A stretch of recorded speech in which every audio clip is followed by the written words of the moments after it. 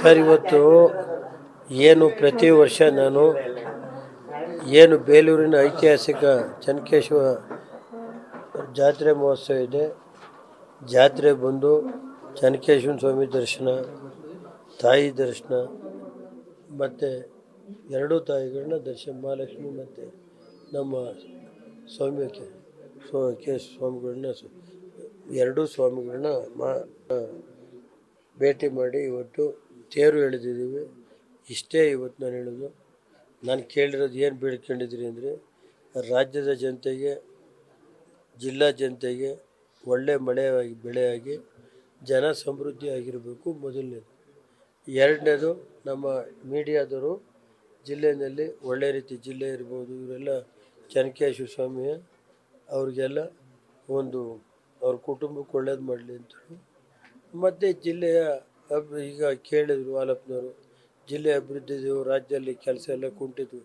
ಅದಕ್ಕೆ ಕೇಳಿದೆ, 8 ವರ್ಷ ಆಯ್ತಪ್ಪ ಹಾಸನ ಬೇಲೂರು ರೈಲ್ವೆ ಮಾರ್ಗ 541 ಎಕರೆನ ಕೊಡಿ ಅಂತೇಳಿ 8 ವರ್ಷದಿಂದ ಕೇಳ್ತಾ ಇದ್ದಾರೆ ರೈಲ್ವೆ ಇಲಾಖೆಯರು. ಇವತ್ತು ಬರೀ 5.5 ಎಕರೆ ಕೊಟ್ಟವ್ರೆ. ಇನ್ನು ಬಾಕಿದು 531 ಎಕರೆ ಇನ್ನೂ ಕೊಡೋದಿದೆ. ಬೇಗ 8 ವರ್ಷ ಆದರೂ ಕೊಟ್ಟಿಲ್ಲ, ಬೇಗ ಕೊಡಿ ಅಂತ ಹೇಳೋದು. ಮತ್ತು ಹಾಸನ ಬೇಲೂರ್ದು 4 ಲೈನ್ನ ನಾನೇ ಅಪ್ರೂವ್ ಮಾಡಿಸ್ಕೊಟ್ಟೆ, 373ನ.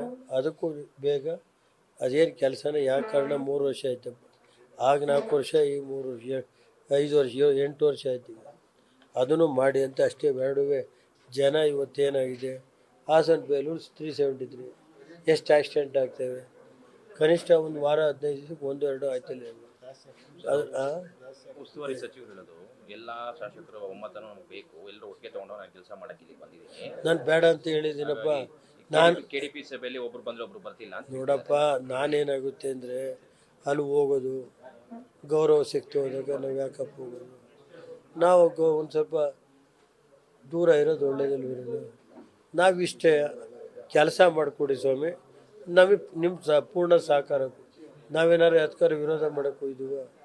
ಇದು ಹೇಳಿದರೆ ರೇವಣ್ಣರು ಜಿಲ್ಲಾಡಳಿತದ ಬಗ್ಗೆ ಬೈತಾರೆ. 541 ಎಕರೆನ 8 ವರ್ಷ ಬೇಕಾ? 373 ಹೈವೇಗೆ ದುಡ್ಡು ಏನಂತೆ? ನ್ಯಾಷನಲ್ ಹೈವೇ ದುಡ್ಡು ಅವರೇ ಕೊಟ್ಟವ್ರೀಗ. ದುಡ್ಡು ಕೇಂದ್ರ ಸರ್ಕಾರದ್ದು, ಅದನ್ನು ಕೊಡಿ ರಾಜ್ಯ ಸರ್ಕಾರದವರು. ಯಾರು ಬೇಡ ಅಂತ ಇಟ್ಕೊಂಡಿರೋರು?